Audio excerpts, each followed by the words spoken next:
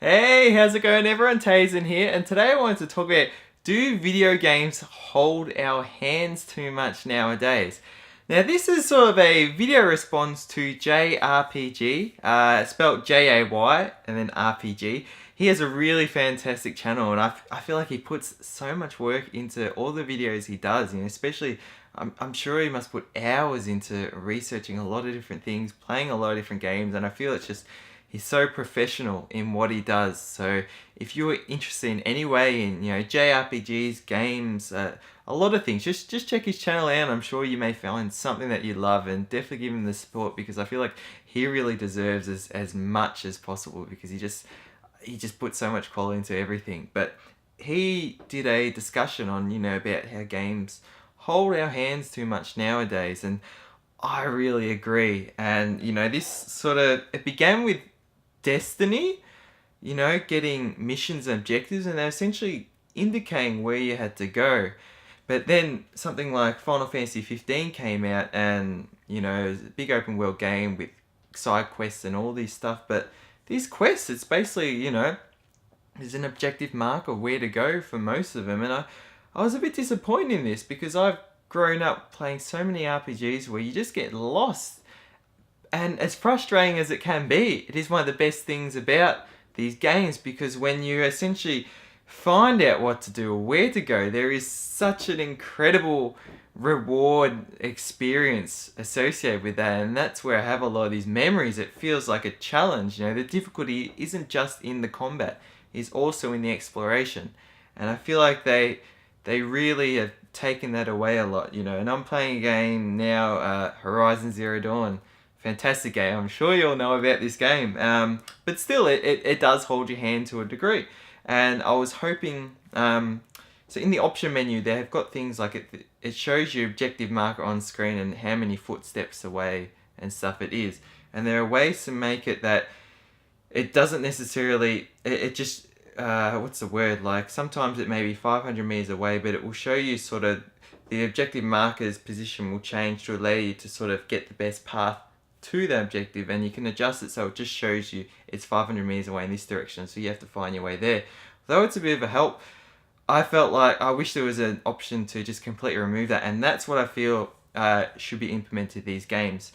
Keep that option because maybe there are people who would prefer it, or maybe there are times where that frustration just outweighs the reward of finding it. Again, games nowadays aren't exactly as the same as games back on pre-HD console where the open world aspect wasn't what it is now, where you can literally get lost much more easily, and it can be much harder to find your way around places and NPCs and a lot of things. So I think it's good to have it there, but I would like the option to remove it. Whether you can toggle it on and off, or maybe there's like the hardest difficulty where it's just completely off. I think that would be great because then you can sort of maybe get a feel for a game with the markers, and then you can take it off and you can leave it off, stuff like that. There could even be the option where it only lets you change it, just a couple of times or something. Still, just having that option in some form, I think would be great.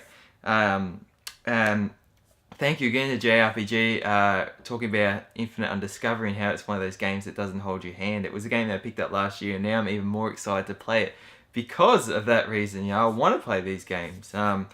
Another game was Xenoblade Chronicles. I played, and what I did like about this game is although it had these side missions and everything, it didn't necessarily hold your hand in that it showed you the area in which you had to go to maybe find a certain boss and stuff, and it would just give you a description, like maybe this boss would appear when the weather is not great or something. So you sort of had to float around the whole area, and as well as try and time it with certain different changing weather patterns and stuff, not knowing whether it was the cloudy or the rainy or the thunderstorm weather, and maybe this boss would appear then, and stuff like that. So again, that took it a step back without completely holding your hand. That is another option that I also really enjoy. Just sort of give us the general area, either through just it pops up the map and it can show you he's in this region, not literally in this spot to 50 meters or something, but in this overall region, or a description saying go to, in Final Fantasy 15 for example, the Tuscayan region or something, and you'll find this there. Something that sort of makes it a bit more of a challenge, and a way that's not completely dropping you somewhere and you just have no idea what to do, but there are hints. It's sort of leaving that, you know, the breadcrumb trail, I always like to call it. So yeah, let me know your thoughts below. What do you think? Do you feel games are holding your hands too much? Maybe not, because again, I'm just talking about some of these games, and I'm not saying it pertains to all the games that are being released. It's just something I'm finding that is more common and I came across less often in the past. And also tell me about some ways you feel like it could be adjusted, where they're stepping back in a certain way, or again having like a toggle option or something like that, so you do have the choice. And yeah, anyways, thank you so much for watching. Thanks for liking, sharing, and subscribing, and until next video, stay spot on.